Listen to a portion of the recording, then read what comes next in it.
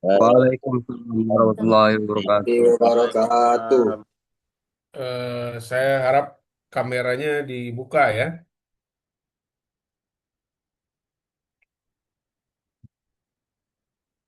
Berarti ini pertemuan ke-15 ya.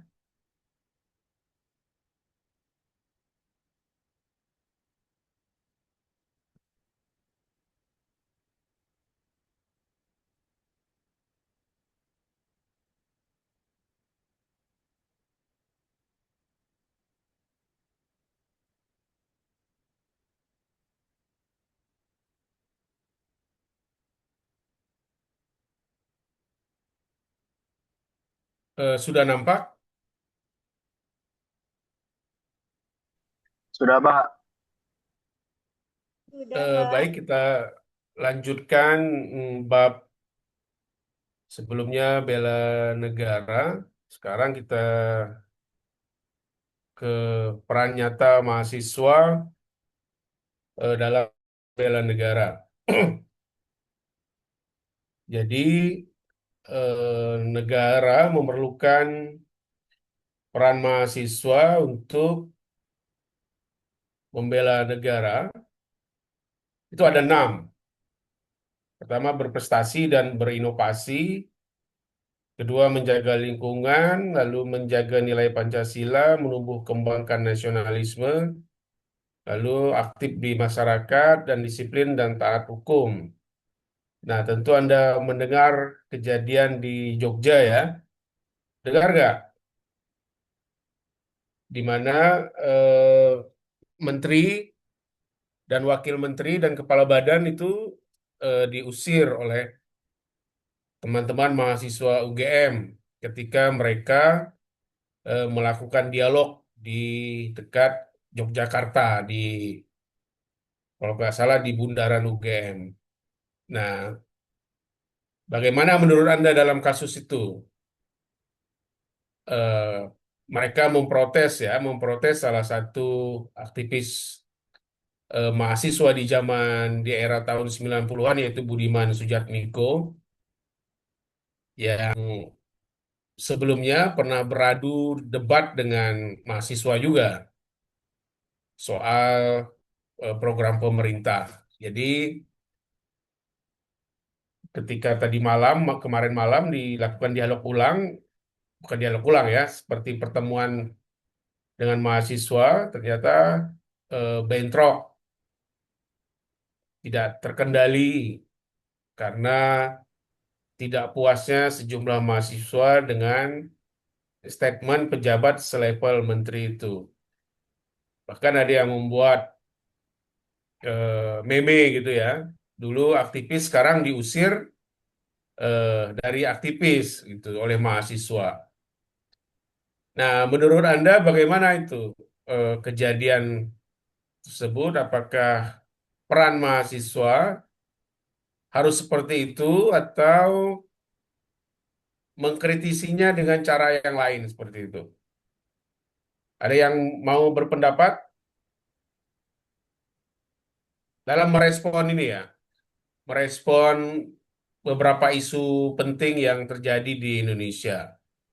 Salah satunya korupsi, kemudian kasus BGN, kasus pesta babi di Papua begitu. Nah, sekarang yang hangatnya ternyata di kota Jogja dan di Jakarta.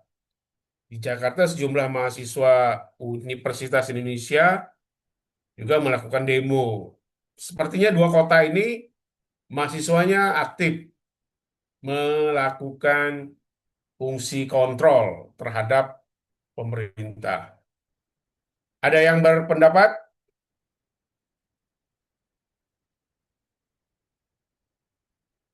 Jika ada yang berpendapat, silakan ditunggu.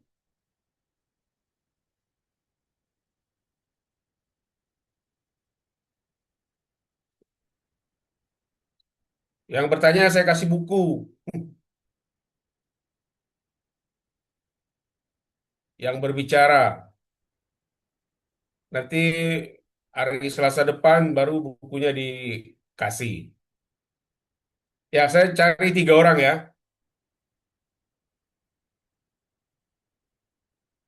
Nggak ada?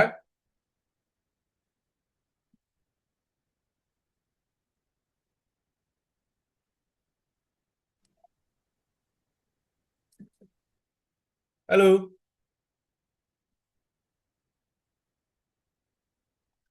Baik, karena tidak ada yang ingin berbicara, saya lanjutkan. Jadi, mahasiswa itu diminta berprestasi dan berinovasi. Artinya, Anda ketika sedang melaksanakan kuliah, ya menjadi mahasiswa yang berprestasi, harapannya setelah lulus Anda bisa langsung kerja dan terjun ke tengah masyarakat, bergaul, dan memberikan sumbangsinya terhadap pemikiran terhadap bangsa dan negara. Nah, bahkan kalau ada yang hebat, itu bisa melakukan berinovasi. Berinovasi untuk em, kemajuan bangsa kita. Misalnya menemukan eh, konsep-konsep baru ya, atau menemukan penelitian-penelitian baru yang bisa dipakai oleh pemerintah. Kemudian menjaga nilai Pancasila, menolak hoaks, ujaran kebencian, dan paham radikal. Nah, Anda bisa meng- melakukan tindakan menolak hoaks itu. Kemudian menghindari ujaran kebencian, apalagi di musim-musim sekarang di mana mahasiswa sangat aktif ya, dalam melakukan kontrol terhadap pemerintah. Nah, ketika Anda bermedsos, jangan sesekali menggunakan ujaran kebencian, karena itu bisa berdampak kepada diri kita. Dan menjauhi paham radikal, tidak terlibat di dalam gerakan paham radikal. Contohnya, menggerakkan orang untuk masuk ke ajaran khilafah, gitu. HTI yang sudah dibubarkan, kemudian Front Pembela Islam juga dibubarkan. Lalu menjaga lingkungan, memanfaatkan sumber daya secara bertanggung jawab. Kayak saya bilang, minimal kita satu rumah itu menanam satu pohon. Kalau masih ada perkarangan, kalau tidak ada perkarangan, ya minimal nanam di dalam pot. Nanam cabai, nanam bunga, nanam berbagai tumbuhan yang eh, bisa untuk menjaga kelestarian alam. Lalu menumbuh kembangkan rasa nasionalisme, bangga dengan budaya sendiri. Makanya kita setiap hari Kamis itu menggunakan batik sebagai baju nasional. Nah, sedangkan di Kepulauan Riau hari Jumat itu menggunakan baju kurung. Itu sebagai tanda cinta kita terhadap budaya produk nasional kita, yaitu baju batik.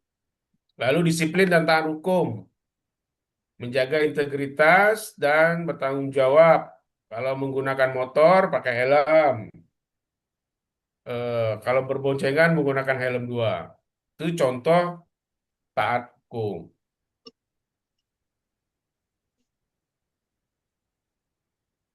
Kemudian 5 dasar bela negara, cinta tanah air, sadar berbangsa dan bernegara, setia pada Pancasila, dan rela berkorban. Lalu kelima, kemampuan awal bela negara. Cinta tanah air itu salah satunya bangga menjaga nama baik bangsa serta lingkungan sekitar. Ya, jadi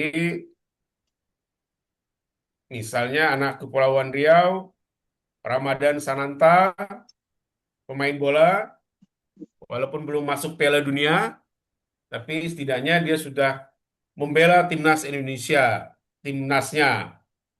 Kemudian keturunan-keturunan dari Belanda itu ikut membela Indonesia ya. Itu tanda cinta tanah air.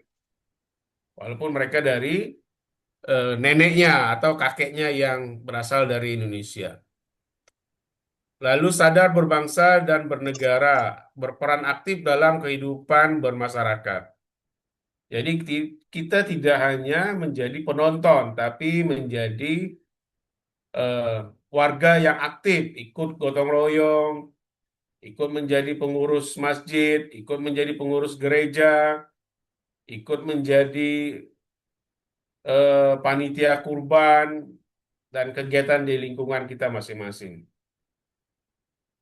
Karena kita harus aktif dalam kehidupan bermasyarakat, sehingga masyarakat merasakan kita kalau merasakan kehilangan ya kalau kita tidak ada. Kemudian setia pada Pancasila, menjadikan Pancasila sebagai pedoman hidup dalam berbangsa dan bernegara. Lalu rela berkorban, mengutamakan kepentingan bangsa di atas kepentingan pribadi. Nah, sekarang yang kelima, kemampuan bela negara. Sehat jasmani, rohani, cerdas, dan berakhlak mulia. Jadi, mahasiswa harus menjaga kesehatan tubuhnya. Jangan tidur malam-malam misalnya. Jangan bergadang terus. Alasannya buat tugas. Tapi jam 11 atau jam 12 istirahat. Karena kalau badannya udah sakit-sakit di waktu muda, maka itu tidak produktif. Dia akan menjadi beban negara untuk mengurus Anda dan warga sekitar gitu ya. Jadi pandai-pandai menjaga kesehatan.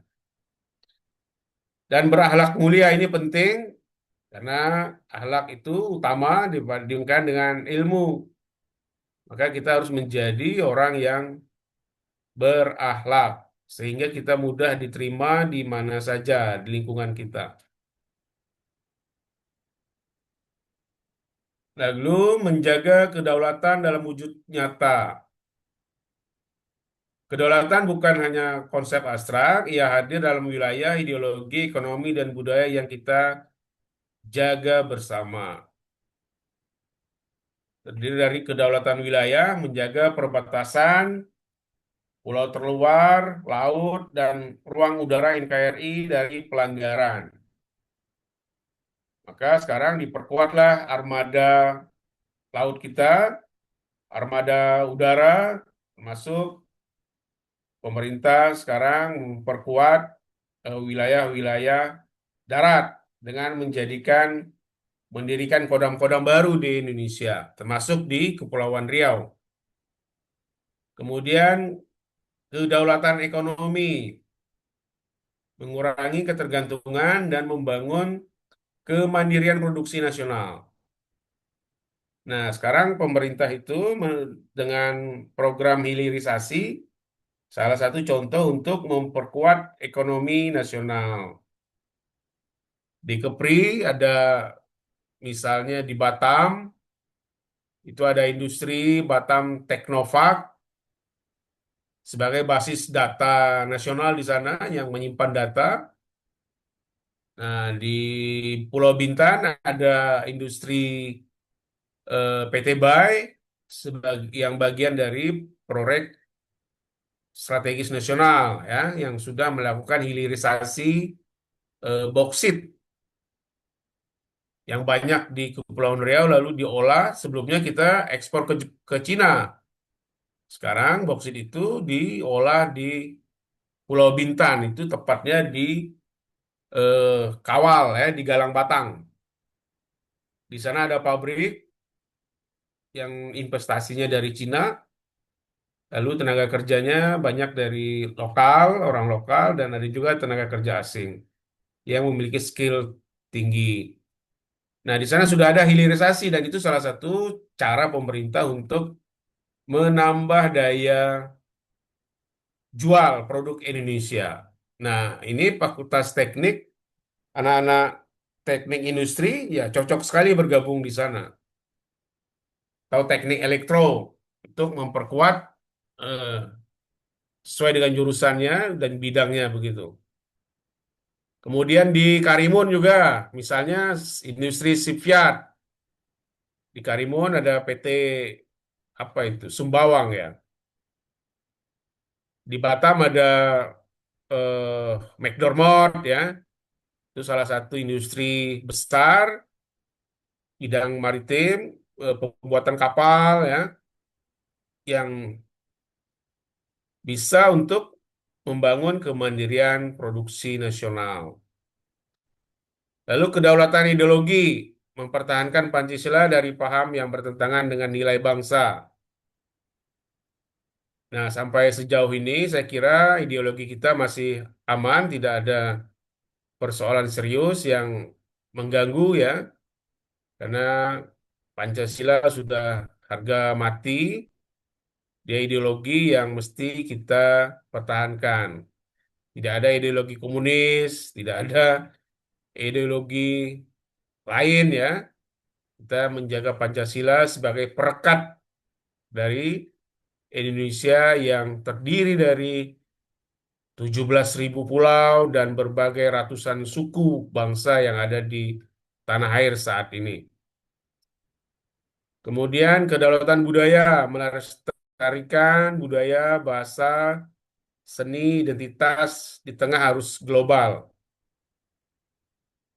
Nah, termasuk penggunaan bahasa ibu. Jadi kita di daerah, di negeri Melayu, ya Anda jangan sungkan juga menggunakan bahasa Indonesia, bahasa Melayu dalam pergaulan sehari-hari begitu.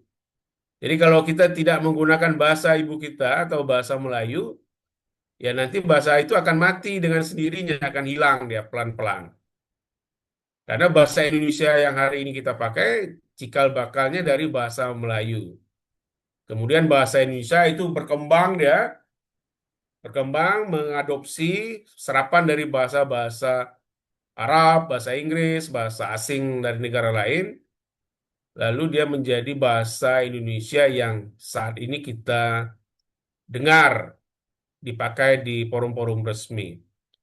Nah, tapi kalau orang Natuna, orang Karimun, orang Lingga, orang Bintan, orang Dabo, orang Tarempa, itu bahasanya beda dengan bahasa Indonesia yang kita hari-hari pakai itu. Jadi, melestarikan bahasa itu adalah bagian dari cintaan tanah air.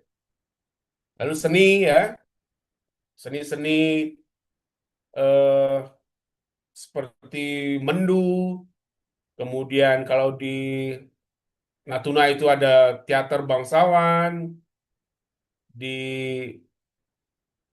mana lagi? Di Bintan ada Makyong. Nah, kemudian tari ya itu harus dilestarikan. Jangan sampai budaya-budaya seperti itu hilang di tengah masyarakat kita, lalu anak-anak ke depan, anak-anak muda tidak mengerti apa itu seni makyong, joget dangkong, teater mendu, teater bangsawan, main gasing, main layang, apalagi. Itu harus dijaga dan dilestarikan. Bahkan Kementerian Kebudayaan sampai sekarang melalui program Indonesia Raya itu memberikan bantuan kepada anak-anak bangsa, individu untuk melestarikan kebudayaan. Jadi kita diberikan bantuan misalnya 150 juta, 100 juta, atau kalau yayasan itu bisa 300 juta atau 250 juta untuk melestarikan objek kebudayaan supaya tidak hilang di tengah masyarakat. Jadi budaya-budaya di Pulau Tujuh, di Lingga, di Dabuk, di Karimun yang tidak yang sudah lama tidak muncul di permukaan mesti kita lestarikan supaya tidak hilang.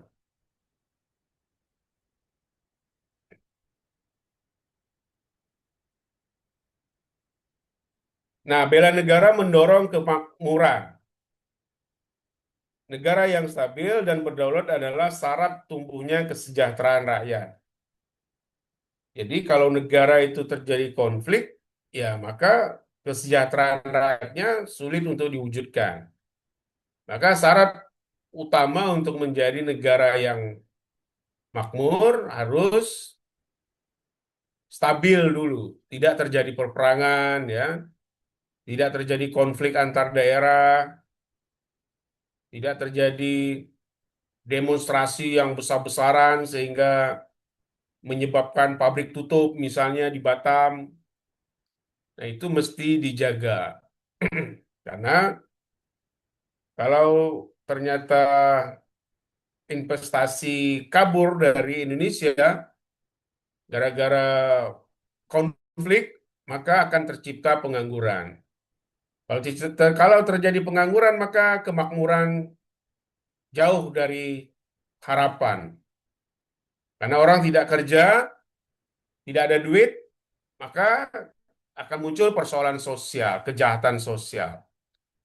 Maka kalau orang sudah kerja, dia dapat upah dari industri, lalu dengan upahnya itu mereka bisa menghidupi keluarganya, bisa menyekolahkan anak, bisa menguliahkan anak, lalu anaknya bisa bekerja lagi di tempat yang di sektor formal, maka itu akan tercipta kemakmuran bagi suatu negara, daerah maupun bangsa. Jadi syarat untuk menjadi negara yang makmur ya harus adil dulu, tentram, damai ya. Gimana kita melihat misalnya negara-negara di Eropa Barat, di negara Skandinavia, misalnya Swiss, Finlandia, Jerman, itu kan negara yang makmur ya, baik secara income per kapitanya dibandingkan dengan negara-negara di Afrika, bahkan dibandingkan dengan Indonesia jauh kita ketinggalan. Maka stabilitas dan keamanan ini menjadi kunci utama. Apalagi kalau sudah berperang, wah ini jauh lah kalau kita mau makmur tapi kita kondisi perang, itu jauh dari harapan. Maka kondisi Indonesia sekarang yang tenang, damai itu mesti kita jaga. Lalu iklim investasi kondusif. Nah, Kepri ini salah satu daerah tujuan investasi nasional. Kita dianggap sebagai daerah pertumbuhan ekonomi di kawasan Indonesia bagian barat ya. Itu ada Batam, Bintan, Karimun. Ini namanya BBK, Batam, Bintan, Karimun adalah kawasan free trade zone atau wilayah perdagangan bebas di mana barang dari luar negeri masuk ke kawasan BBK itu Batam, Bintan, Karimun, kawasan FTZ ya, free trade zone itu bebas pajak. Harapannya apa? Supaya barang itu jadi murah, diolah di Batam, Bintan, Karimun, lalu diekspor kembali. Maka yang bekerja di Batam itu ratusan ribu orang. Mungkin setengah dari penduduk Batam itu adalah karyawan yang bekerja di sektor industri yang ada di Batam. Ada kawasan industri Muka Kuning ya, kawasan industri Panbil, kawasan industri Batu Ampar, kawasan industri Kabil, kawasan industri Nongsa, kawasan industri Sekupang itu titik-titik sektor pekerja yang berdatangan dari Sumatera sampai Pulau Jawa, bahkan dari Indonesia bagian timur. Nah, investasi ini akan mempengaruhi pertumbuhan ekonomi. Jadi, ekonomi suatu bangsa, suatu daerah akan tumbuh kalau investasinya bagus.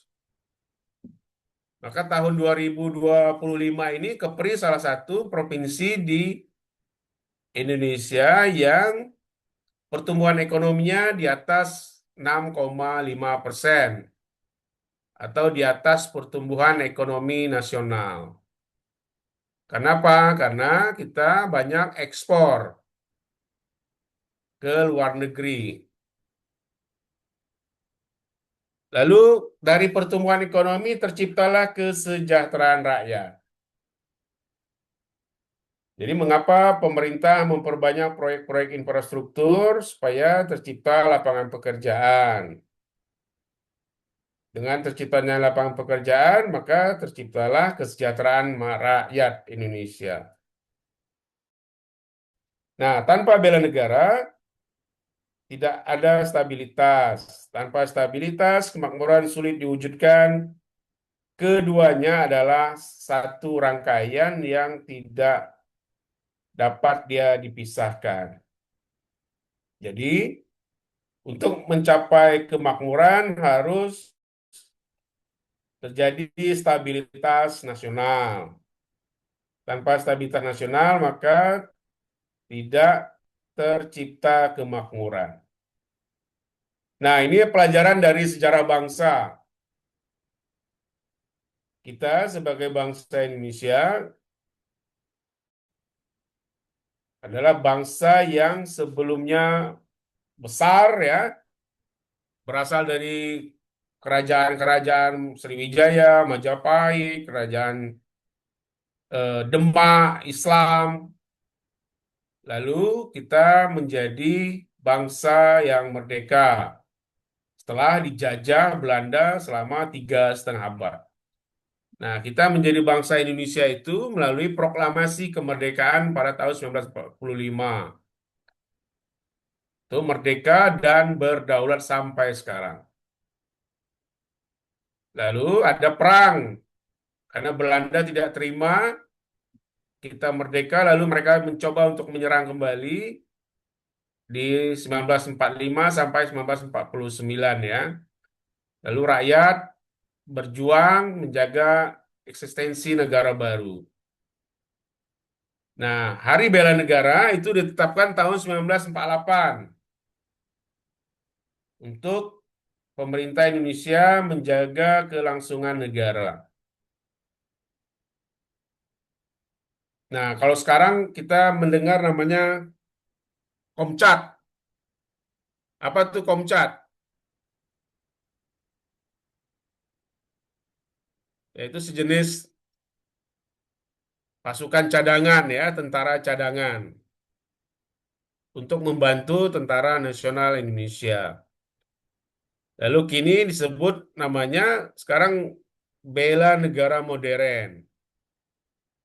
Nah, harapannya apa? Generasi muda menjaga kedaulatan di era digital. Nah, kita perlu ingat bangsa yang besar adalah bangsa yang menghargai jasa para pahlawannya dan melanjutkan perjuangannya. Mereka sudah berjuang, pahlawan-pahlawan kita, Soekarno, Hatta, ya, mereka sudah menjadi pahlawan, dan sekarang kita melanjutkan lagi perjuangannya untuk menjadikan bangsa Indonesia bangsa yang maju. Itulah harapan kita ke depan supaya bangsa Indonesia benar-benar menjadi bangsa yang besar dan maju, rakyatnya sejahtera, tidak eh, terjadi konflik, misalnya seperti di Timur Tengah, ya, seperti di Iran, ya, berperang begitu. Nah, kita bisa bandingkan kita dengan negara lain di kawasan yang berkonflik, tentu kita merasa saat ini lebih nyaman. Eh, Sampai sejauh ini, saya kira materi tentang bela negara ya. Kira-kira ada pertanyaan?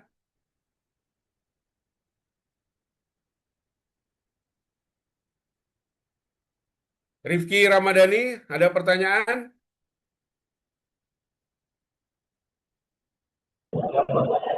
Siap, tidak Pak. Hah? Tidak ada. Jelas? Jelas Pak. Awan nih siapa tuh? Awan, Awan.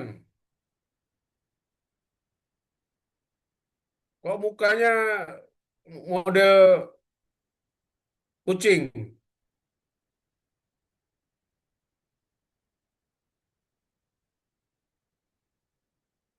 Awan, Halo Pak, paham? ya Pak, paham Pak, paham.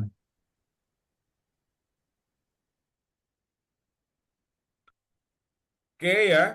Eh, jadi bela negara materinya sampai di sini. Eh, saya kira Anda paham. Melanjutkan pertemuan minggu kemarin.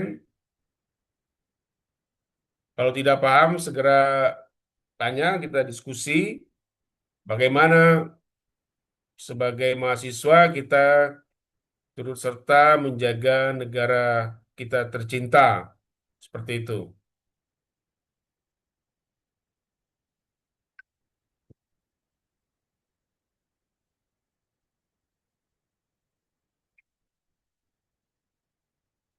Coba dibuka kameranya. Ini nggak ada yang buka nih. Saya ingin tanya dulu ya.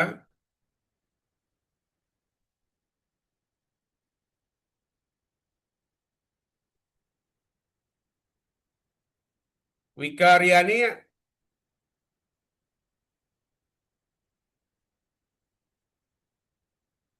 Iya, Pak. jadi bagaimana kita melaksanakan bela negara dalam kondisi saat ini?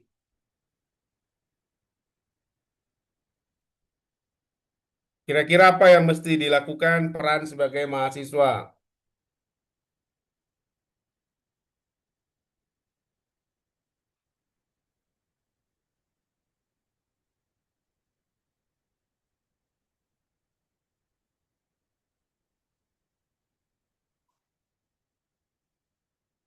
Wika,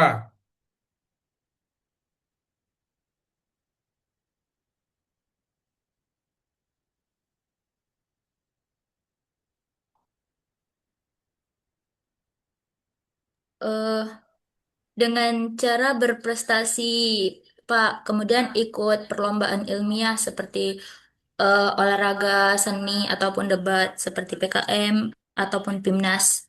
Kemudian dengan pengabdian masyarakat juga bisa dengan cara terjun langsung membantu masyarakat pedesaan seperti pada KKN. ya oke itu peran kita sebagai mahasiswa ya. Ya diminta untuk berprestasi. Salah satunya Anda bisa ikut lomba antar mahasiswa di perguruan tinggi di Indonesia. Atau pengabdian di tengah masyarakat, Anda diajak dosen misalnya. Kemudian si siapa ini? Noval, hadir. Ali. Noval Abdul ya, Muhammad Noval Abdul.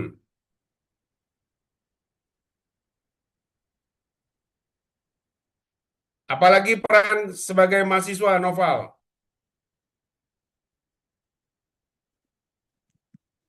Menurut saya Pak, selain itu kan tadi udah disebutin kalau peran kita sebagai mahasiswa kan salah satunya harus berprestasi dengan habis itu juga harus mengikuti kayak eh, ada pengabdian masyarakat. Nah, selain itu juga bisa sih Pak dengan ini lebih berfokus juga pada apa kita juga bisa selain itu kan kita juga bisa juga Pak menyampaikan tadi kan Mbak Ava ada singgung kalau dalam menyampaikan aspirasi ke pemerintah itu seharusnya dengan menggunakan cara yang baik. Jadi kita tuh tidak boleh melakukan kayak yang demo secara kasar gitu. Jadi mungkin kalau untuk sebagai mahasiswa kita bisa lebih berperan aktif dalam menyampaikan aspirasi kita kepada pemerintah, namun tetap dengan menggunakan cara-cara yang eh, tidak berlebihan atau tidak menghasilkan kerusuhan gitu Pak. Ya oke. Jadi mahasiswa diminta peran aktif menjaga Republik ini ya dengan memberikan kritik, saran ya di tengah memproses pemerintahan saat ini. Jadi boleh-boleh saja Anda melakukan aksi demonstrasi, tapi ya jangan sampai merusak fasilitas publik begitu. Dinda Agustina,